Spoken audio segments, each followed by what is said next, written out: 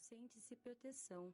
E quando se é realmente sincero e devoto na religião, os sofrimentos são mais bem compreendidos e a morte não aterroriza tanto.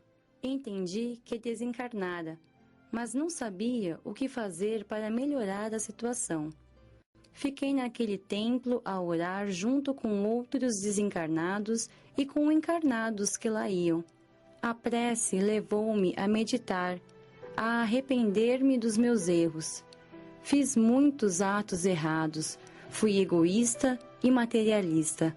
Nos 21 anos que passei encarnada, tinha muito do que me arrepender. Não saí mais do templo, temia os irmãos trevosos, tinha medo de que estes me prendessem. Eles não entravam no templo, mas via-os fora.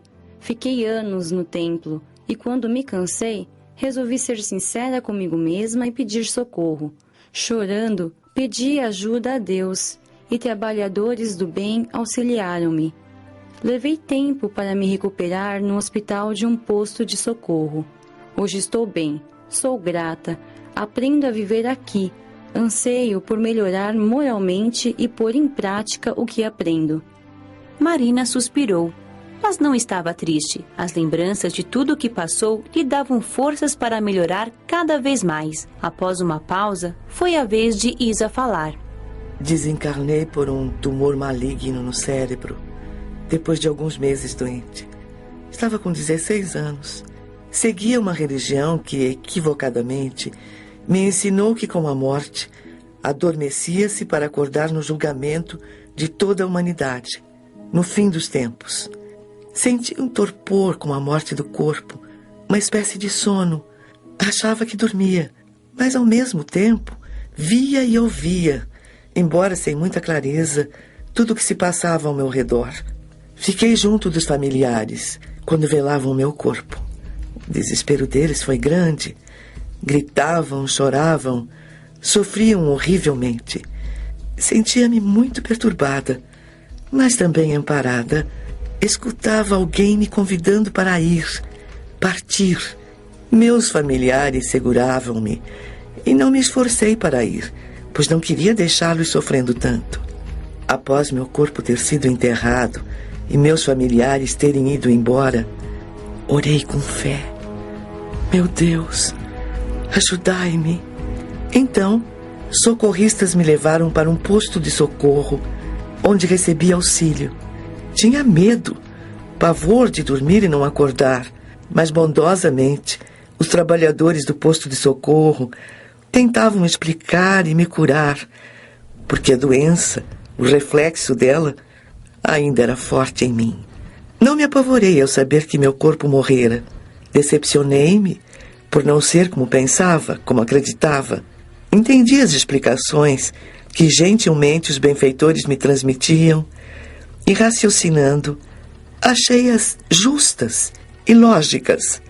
Não temi mais e passei a dormir com tranquilidade.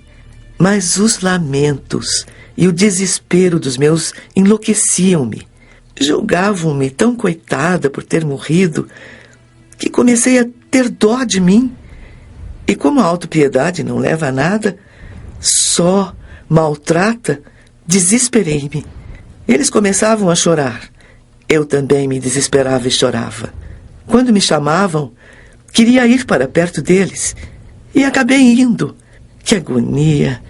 Choravam, lamentavam. Era como se eu tivesse acabado. Sem entender, pois novamente fiquei confusa, sofri muito. Diziam que eu estava dormindo e que nada via ou sentia, e eu gritava que não. E novamente me apavorei, temendo adormecer. Detestei ficar no meu ex-lar e quis voltar ao posto de socorro, mas não sabia como. Lembrei de Jovina, uma caridosa enfermeira que cuidou de mim, e chamei por ela. Carinhosamente veio em minha ajuda e senti alívio ao vê-la.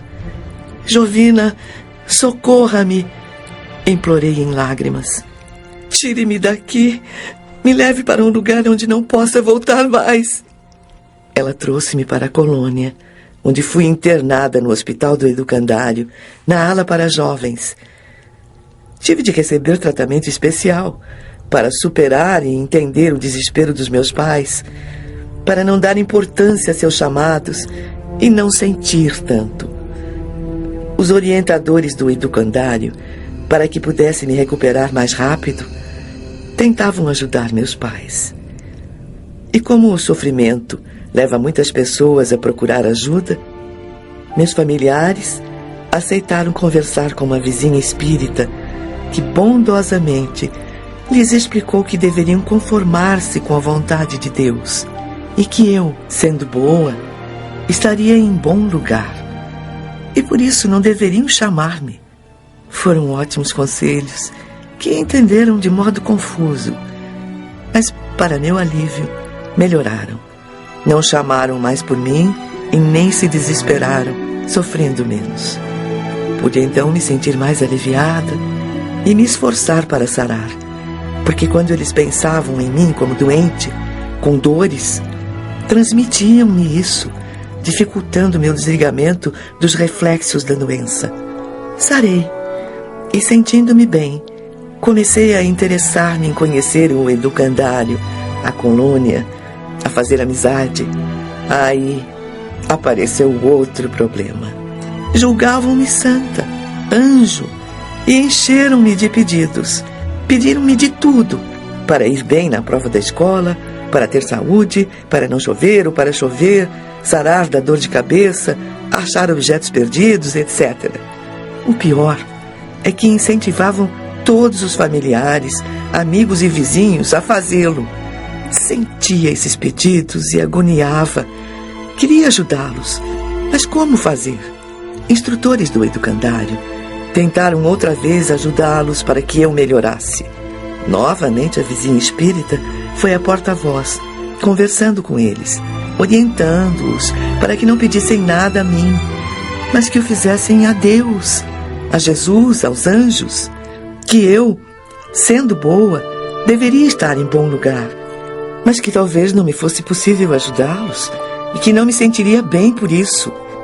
Ficaram sentidos com a bondosa vizinha.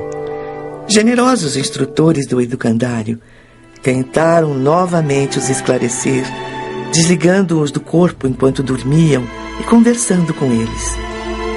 Foram aos poucos mudando, mas ainda hoje recebo pedidos. Amo meus familiares, desejo-lhes bem, oro por eles, mas não gosto nem de ir visitá-los, pois sofri muito com a falta de compreensão deles. A morte é tão natural, eu não sei por que fazer dela uma tragédia. Demorei muito tempo internada no hospital, tendo depois que fazer um acompanhamento com orientadores até me sentir segura. Amo a vida de desencarnada.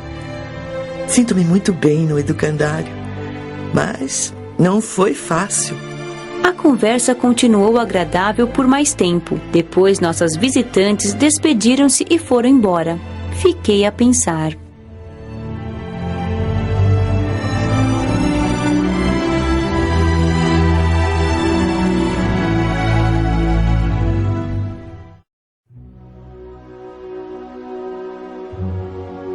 Capítulo 12. Elucidações. Maurício me surpreendeu pensativa, sentada na varanda. Em que a menina Patrícia pensa tanto?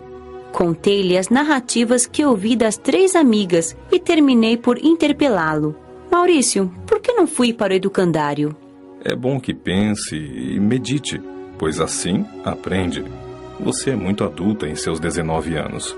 É mais responsável que muitos idosos por aqui. Assim achamos melhor você vir para cá. Como você tem muitos conhecimentos, o educandário lhe pareceria uma escolinha para infantes. Sofre-se sempre ao desencarnar sem ter conhecimentos do plano espiritual? Nem todos sofrem por não ter conhecimentos espíritas ou do plano espiritual. Quem é bom é atraído para bons lugares. Conhecimentos só facilitam a adaptação. Mas a falta deles, da crença da verdadeira continuação da vida após a morte do corpo, acarreta muita perturbação e até sofrimento ao desencarnado, e até mesmo para os encarnados que perderam o ente querido. Que me diz do sofrimento dessas 3 amigas? O egoísmo é um peso. Os que cultivam a matéria, a ela ficam presos. Amélia sofreu não por ser má, mas por deixar de fazer o bem. O bem a ela própria, como se instruir e entender a vida como um todo. Teve vícios e nem se esforçou para melhorar. A desencarnação foi um pesadelo, uma agonia. O que aconteceu a ela sucede com muitos. São os que se esquecem completamente da parte espiritual.